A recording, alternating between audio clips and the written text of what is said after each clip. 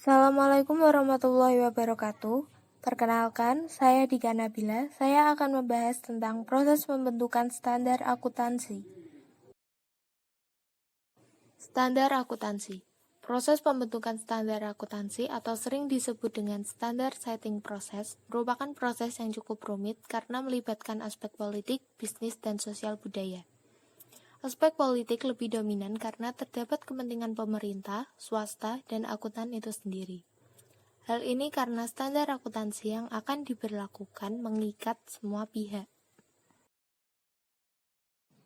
Pada kesempatan kali ini, ada 3 subbab yang akan dibahas. Pertama, proses penyusunan standar akuntansi di Amerika.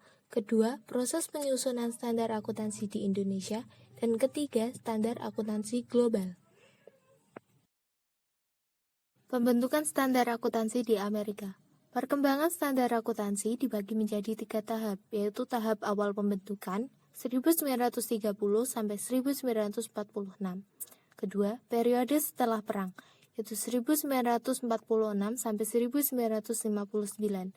Dan ketiga, periode modern, dari 1959 sampai sekarang. Periode pembentukan 1930 sampai 1946.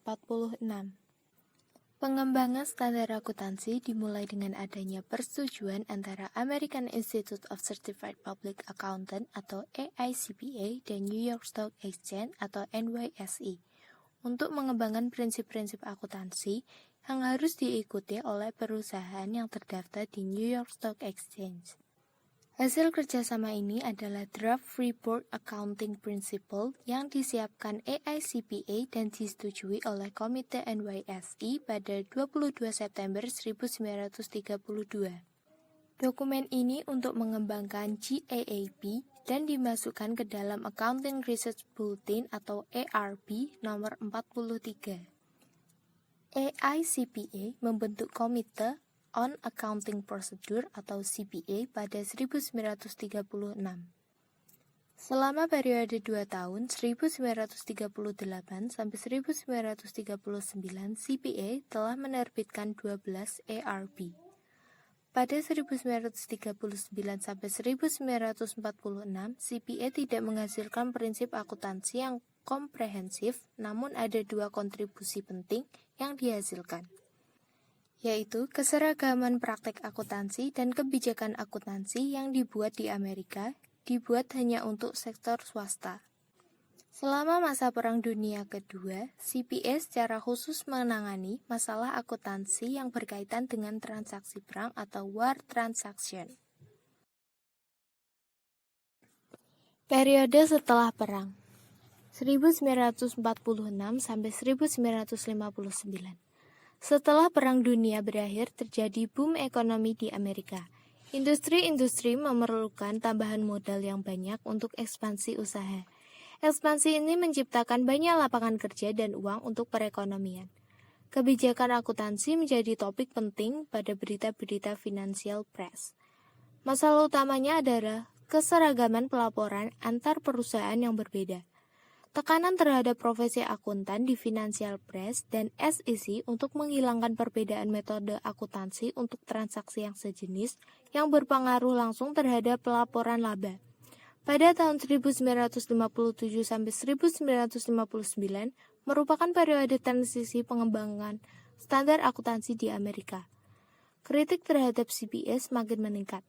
CPA dianggap bekerja terlalu lambat dan menolak isu-isu kontroversial. Pada pertemuan tahunan AICPA tahun 1957 dibentuk Special Committee on Research Program. Laporan komite ini menjadi cikal bakal berdirinya Accounting Principles Board atau APB dan Accounting Research Division. Laporan ini menekankan perlunya riset untuk mengembangkan standar akuntansi. Periode modern 1959 sampai 2002. Dengan dibentuknya APB dan Accounting Research Division pada tahun 1959, pengembangan standar akuntansi dilakukan melalui riset terlebih dahulu. Dalam menetapkan topik riset, divisi riset akan berkonsultasi dengan APB, dan jika tidak ada persetujuan, maka APB dapat menetapkan topik yang akan diriset oleh divisi riset. Dan hasil riset ini akan dipublikasikan berbentuk ARS. Laporan Komite Weight dan True Blood. Karena kritik terhadap APB terus bermunculan, maka pada bulan April 1971, AICPA membentuk dua kelompok studi, yaitu The Study Group on Establishment of Accounting Principle dan The Study Group on the Objective of Financial Statement. Laporan Komite Weight ini menghendaki adanya perubahan signifikan pengembangan standar akuntansi. Mekanisme operasional FIPS. Financial Accounting Standard Advisory Council memberikan nasihat kepada FIPS berkaitan dengan rencana kerja dan rencana proyek, prioritas agenda dan pengangkatan task force, serta isu-isu teknis lainnya. Periode setelah skandal akuntansi, 2002 sampai sekarang. Era ini merupakan era yang menggegerkan dunia akuntansi. Pada masa ini, banyak terjadi kasus skandal bisnis dan accounting fraud yang dilakukan oleh perusahaan besar. Aturan dalam Sarbanes-Oxley Act 2002 (SOX) disetujui dan disahkan oleh US Congress pada tahun 2002. Tujuan utama SOX adalah melindungi kepentingan investor dengan cara memperbaiki akuntansi dan reliabilitas disclosure sesuai dengan persyaratan perundangan yang berlaku. The Public Company Accountability Oversight Board. Atas dasar ketentuan yang terdapat dalam SOX, di Amerika dibentuk Public Company Accountability Oversight Board atau PCAOB. Tugas utama PCAOB adalah untuk melindungi kepentingan investor dan kepentingan publik dengan cara mengawasi auditor perusahaan publik dalam menyajikan laporan audit yang jujur, independen, dan informatif. Pembentukan standar akuntansi di Indonesia. Pembentukan standar akuntansi di Indonesia terbagi menjadi dua periode, yaitu periode sebelum Kongres 7 dan periode setelah Kongres 7. Periode sebelum Kongres 7. Anggota Komite Standar Akuntansi Keuangan atau SAK terdiri dari 17 orang komite SAK bertanggung jawab terhadap pengurus pusat atau IAI.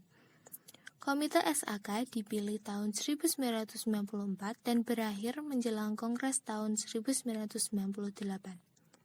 Penyusunan SAK dimulai dari penyusunan agenda topik SAK. Topik yang sudah disepakati masuk ke agenda dan dibahas untuk menjadi exposure draft. Exposure draft yang telah disetujui akan diperbanyak dan dipublikasikan sebulan sebelum dilakukan public hearing. Setelah public hearing, komite akan mengadakan pertemuan untuk membahas dan menyetujui draft SAK final. Pengurus pusat kemudian mengadakan rapat pengesahan SAK.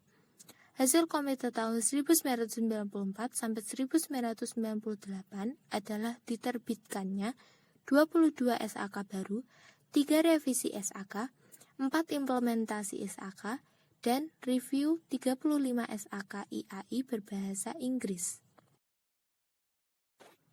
Periode setelah Kongres 7. Setelah Kongres 7, komite menjadi lebih kecil dengan jumlah 7 atau 9 orang.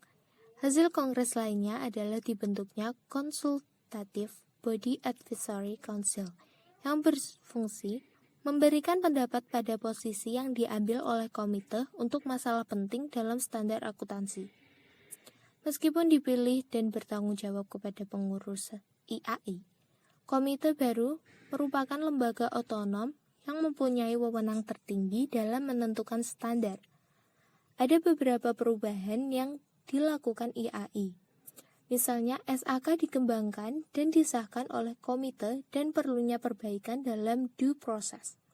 Masa komentar terhadap exposure draft diperpanjang dari minimal 1 bulan menjadi paling tidak 6 bulan. Standar akuntansi global. Dalam rangka mengatasi masalah perbedaan standar akuntansi, dibentuk International Accounting Standard Committee atau IASC pada tahun 1973. Selama tahun 1973 sampai 2001, IASC telah menerbitkan 41 International Accounting Standard. Pada tahun 2001, IASC mereorganisasi dan membuat standar setting body yang baru yang dikenal dengan International Accounting Standard Board atau IASB. IASC bertindak sebagai paying organisasi seperti FAF di Amerika Serikat. Tujuan AISC ialah mengembangkan satu standar akuntansi global yang mempunyai kualitas tinggi, dapat dipahami dan diterapkan untuk membantu para pelaku pasar modal dunia dan pemakaian yang lain untuk membuat keputusan ekonomi. Badan yang mengembangkan standar akuntansi global, the IASC Foundation, the International Accounting Standard Board, International Financial Reporting Interpretation Committee, the Standard Advisory Council. Sekian penjelasan tentang proses pembentukan standar akuntansi. Mohon maaf jika terdapat banyak kesalahan. Wassalamualaikum warahmatullahi wabarakatuh.